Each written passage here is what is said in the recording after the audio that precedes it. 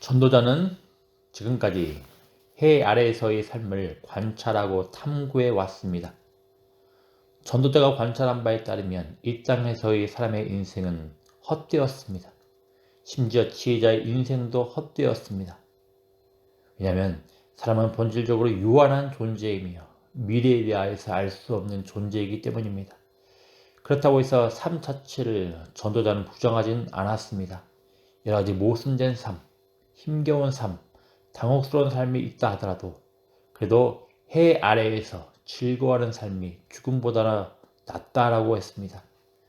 전도자는 이제 전도서의 후반부로 갈수록 인생을 어떻게 즐겁게 의미 있게 살 수 있을지 정리해 나갑니다.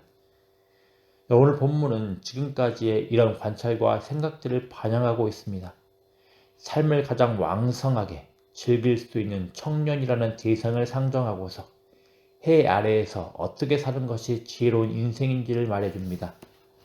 오늘 본문 11장 7절부터 12장 7절 말씀은 청년부터 노년에 이르기까지 그리고 죽음에 이르기까지 이르는 인생의 모습들을 보여주는 점에서 서로 연결됩니다. 크게 두 부분으로 나눌 수 있습니다. 먼저 청년이여 삶을 즐거워하라 라는 주제로 11장 7절부터 10절까지의 내용으로 나눌 수 있고 노년과 죽음이라는 주제로 12장 1절부터 7절까지의 내용으로 나눌 수 있습니다.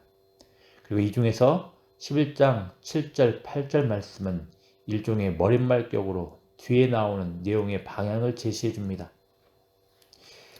7절, 8절 말씀을 바라보면 7절, 8절의 그 내용은 즐거워할지로다 라는 동사와 함께 9절, 10절에 더 구체적으로 확정되어 나옵니다. 또 생각할지어다, 오늘 원문으로는 기억할지로다 입니다. 이 동사는 12장 1절부터 7절에 더 구체적으로 확장되어 나옵니다. 이제 9절부터 10절에서 전도자는 직접 청년을 대상으로 상정하고서 청년의 시간들을 기뻐하고 즐거워하라고 언급했습니다. 거듭 말씀드리지만 전도자에 따르면 죽음은 모든 것을 망각하게 만듭니다. 죽음은 아무것도 할 수 없게 만듭니다.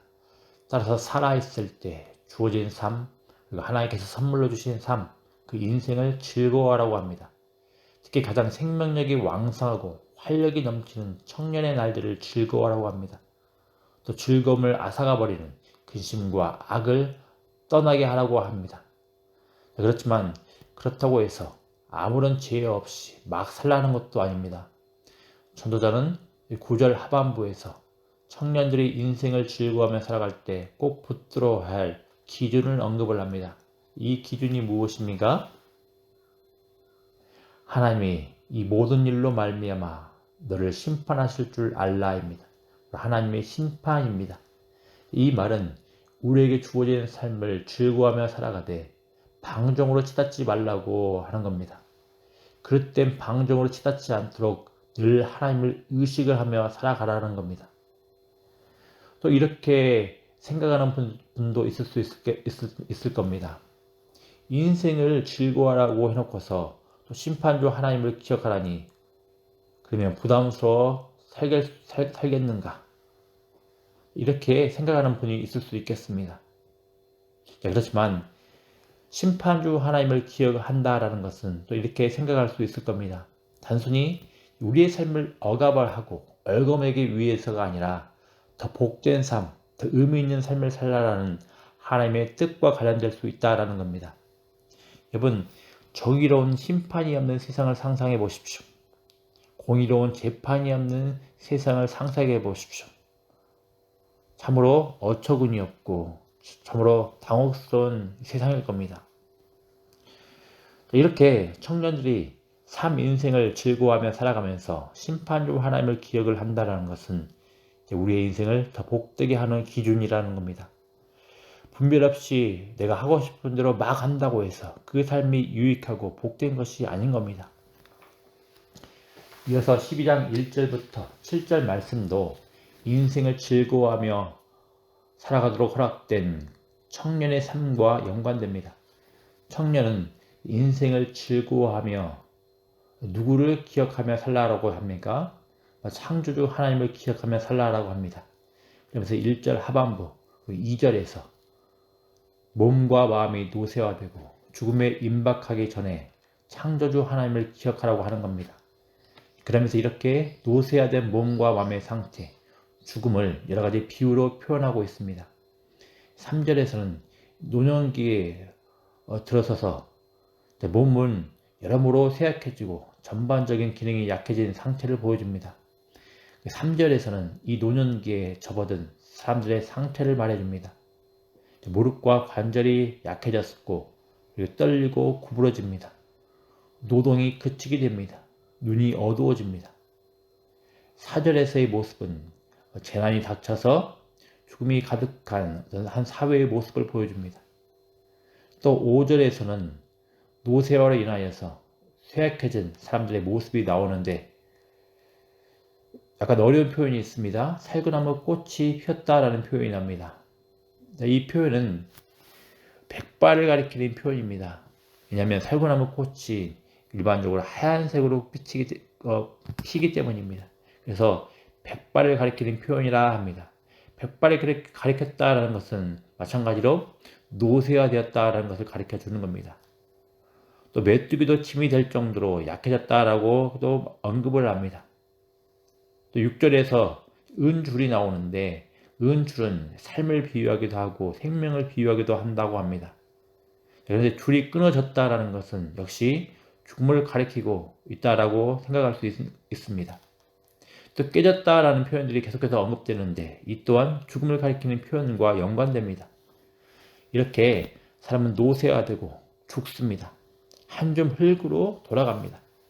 영은 하나님께로 돌아갑니다.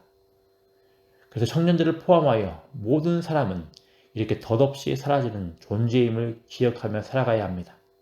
흙에 불과한 자들에게 영을 주시고 생명을 주시고 하나님의 형상으로 사람을 창조하신 하나님을 기억하며 살아가야 된다라는 겁니다. 그럴 때 주어진 삶이 얼마나 신비롭고 얼마나 놀라운지 모릅니다. 이 사실들을 기억함으로 즐거워할 수 있다라고 하는 겁니다. 동시에 우리는 이 하나님께로부터 왔으며 하나님께로 돌아갈 자들임을 늘 기억을 해야 되겠습니다. 이 말은 흙처럼 소멸되지 않는다라는 겁니다. 따라서 하나님의 형상으로 지음받은 그 인생을 즐거워하면서 살아가되 책임있게 살아가라고 요청받는 거라 생각할 수 있는 겁니다. 그리고 지금까지 전도자는 전도서를 통하여서 해 아래에서의 삶을 나름대로 관찰하고 이성으로 탐구해 왔습니다. 자, 그러나 이 해 아래에서의 관찰한 삶은 어땠습니까? 헛되었습니다. 헛되었습니다. 자, 그런데 후반부에 이르를수록 전도자는 특별히 오늘 본문에 언급을 하는 창조주 하나님, 심판주 하나님을 기억하라고 언급을 합니다. 말을 합니다. 자, 이것은 무엇을 뜻하겠습니까?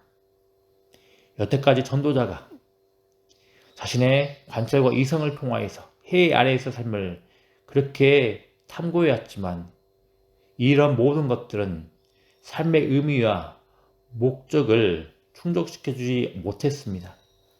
하지만 전도자가 후반부에 이르러서 창조주 하나님, 심판주 하나님을 언급을 하고 그 창조주 하나님, 심판주 하나님을 기억을 할 때 삶의 의미와 목적이 발견되었다라는 겁니다. 이와 연관해서 우리는 더 생각해 봐야 되겠습니다. 여러분, 하나님을 인정하지 않고 또 이런 하나님을 의식하지 않고 이런 하나님을 예배하지 않고 살아갈 때 삶의 의미와 목적이 없는 겁니다. 이 하나님을 경외하지 않고 살아갈 때 그 인생은 방황하는 인생이 될 것이며 그 인생은 당혹스러운 인생, 수수께끼와 같은 헛된 인생이 될 것입니다. 특별히 당혹스러워하며 또 수수께끼와 같은 이 삶으로 인하여서 헛되도다 고백한 우리의 모습 가운데, 우리 가운데 하나님께서 그리스도 예수를 보내주시고 우리를 구속하여 주셨습니다. 그래서 비록 우리는 현재의 모든 삶의 모습들이, 해 아래에서 삶의 모습들이 당혹스러워 보이고 이해되지 않는 모습들이 가득하다 할지라도 우리는 장차 예수 그리스도 안에서 이 모든 것들의 의미와 목적과 뜻을 알게 될 것이며 장차 하나님께 영화의 영호의 찬양을 올려드릴 것입니다.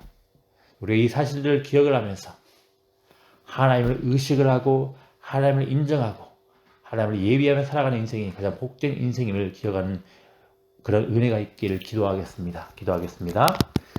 아버지 하나님 감사합니다. 아버지 하나님, 우리가 하나님을 인정하며 하나님을 의식을 하며 하나님을 예배하며 살아갈 수 있는 복된 인생 될 수 있도록 은혜하여 주시길 소망합니다. 아버지 하나님, 주님,